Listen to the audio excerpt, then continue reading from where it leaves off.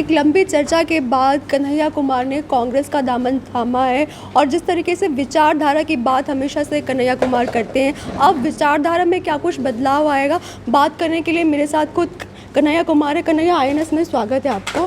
और किस तरीके से आपकी विचारधारा में परिवर्तन आएगा? देखिए, विचार जो है गतिशील चीज़ होती है और आप कह रहे हैं विचारधारा, तो धारा सुनने से ही लगता है कि ये प्रवाहित होने वाली चीज़ है, ये बहते रहती है। परिवर्तन संसार का नियम है, लेकिन बुनियाद नहीं बदलती है। जैसे आप बूढ़ी हो जाएंगी लेकिन पुरुष थोड़ी हो जाएंगी, महिला ही रहेंगी।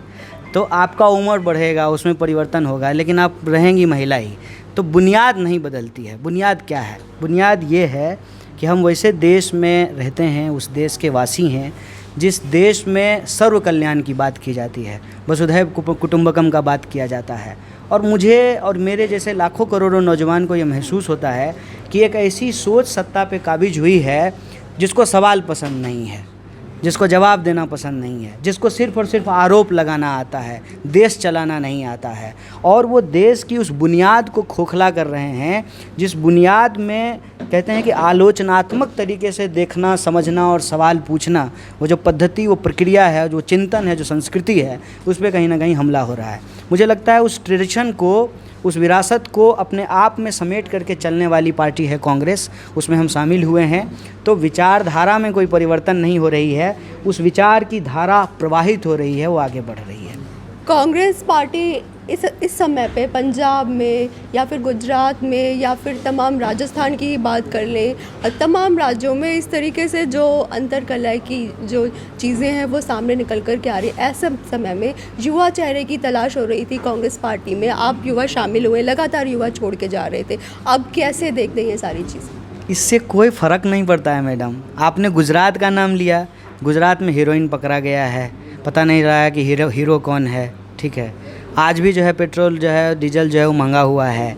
राजस्थान में अगर आप बात करेंगे, छत्तीसगढ़ में बात करेंगे, पूरे देश की अगर आप बात करेंगे तो बेरोज़गारी आज हमारे सामने सबसे बड़ी चुनौती है।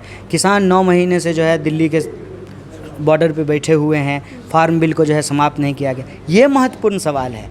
ये सवाल ना पूछा जाए, इसीलिए विपक्ष ही आपस में लड़ रहा है, विपक्ष के भीतर अंतरकलह है। 24 घंटा न्यूज़ है ना मैडम, कुछ ना कुछ तो दिखाना होगा। तो थोड़े समय जो है सास बहू दिखा देते हैं, थोड़े समय जो है देश भर से व्हाट्सएप पे जो वीडियो आता है कि इस घर के सामने सांप लटका रहा, वहाँ गाय जो है वो नदी में गिर गई, यहाँ जो है पानी भर गया है।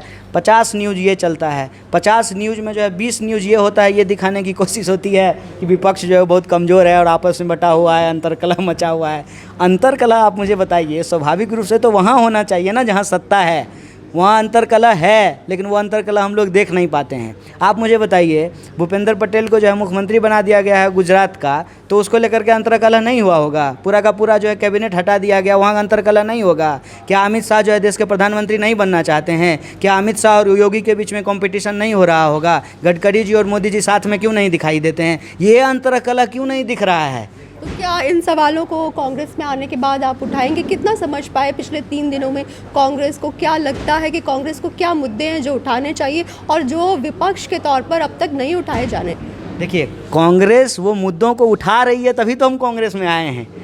कांग्रेस जो है वो उस मुद्दों को उठा रही है, उसमें विचारधारात्मक सवाल भी हैं और लोगों के जीवन से जुड़े हुए सवाल हैं। किसान का सवाल हो, नौजवान का सवाल हो, महिला का सवाल हो, गरीबी का सवाल हो, रोज़गार का सवाल हो, उसको उठा रही है। और उस बात को और मजबूती से हम लोग भी मिल करके उठाएंगे, इसीलिए आए हैं।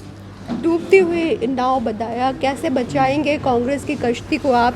आपने प्रेस कॉन्फ्रेंस में, पहले ही प्रेस कॉन्फ्रेंस में ये बोला कि जो कांग्रेस है एक डूबता हुआ जहाज है, अब कैसे सहारा देंगे? नहीं, डूबता हुआ तो आपने लगा दिया, हमने डूबता हुआ नहीं कहा, हमने बड़ा जहाज कहा। कहने का तात्पर्य ये है जो मैं बार बार बोल रहा हूँ, मेरी नज़र में कांग्रेस एक पार्टी तो है ही, एक विचारधारा और एक विरासत का इतिहास अपने आप में समेट कर लेकर चलने वाली पूरी की पूरी जो जन समूह है, उसका एक परिवार है। मैंने कहा इस परिवार की भी चर्चा की हमने। ये परिवार वो नहीं है जो आपको परिवार छोड़ करके इसमें आने के लिए कहता है, अपने परिवार को ले करके इसमें आने के लिए कहता है।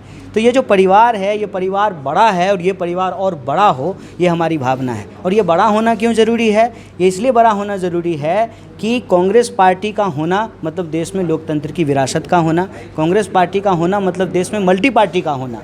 इसीलिए इसको होना ज़रूरी है, मैं ये कहना चाहता हूँ। और हमारी ये समझ है और मैं देश के युवाओं से आपके चैनल के माध्यम से अपील करना चाहता हूँ कि बड़ी संख्या में अगर आप इस लोकतंत्र का वाहक जो है उसको मजबूत देखना चाहते हैं, आप चाहते हैं कि लोकतांत्रिक प्रक्रिया आगे बढ़े, कि देश के प्रधानमंत्री जो अपने आप को कहते हैं कि गरीब का बेटा हैं, तो एक गरीब का बेटा देश का प्रधानमंत्री जब बन सकता है तो एक गरीब का बच्चा उनसे उंगली उठा करके सवाल भी पूछ सकता है और वो उसको यूएपीए लगा करके जेल में नहीं डालेंगे। बिहार से आते हैं आप, चुनाव भी लड़ा आपने, हालांकि हार गए, लेकिन अब आपकी क्या तैयारी है बिहार में? बिहार में क्या फिर से चुनाव लड़ने का मौका मिला, आप चुनाव लड़ेंगे?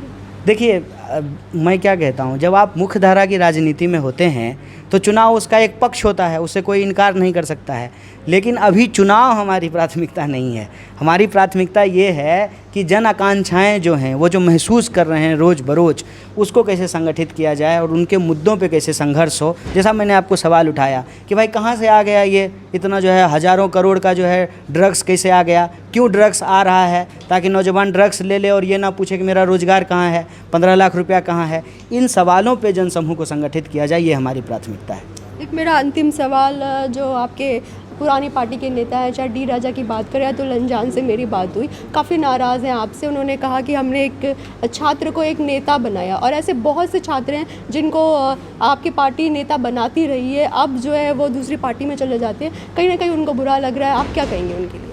देखिए, उनको बुरा लग रहा है, लेकिन मैं उनका जो उन्होंने कहा कि नेता बनाया, इसके प्रति सिर्फ़ और सिर्फ मैं उनको आभार व्यक्त करना चाहता हूँ। आने वाले जो आपकी राजनीति है उसके लिए बहुत बहुत शुभकामनाएं। बात करने के लिए बहुत बहुत धन्यवाद INS चैनल से। प्रीत किरण, INS से, दिल्ली।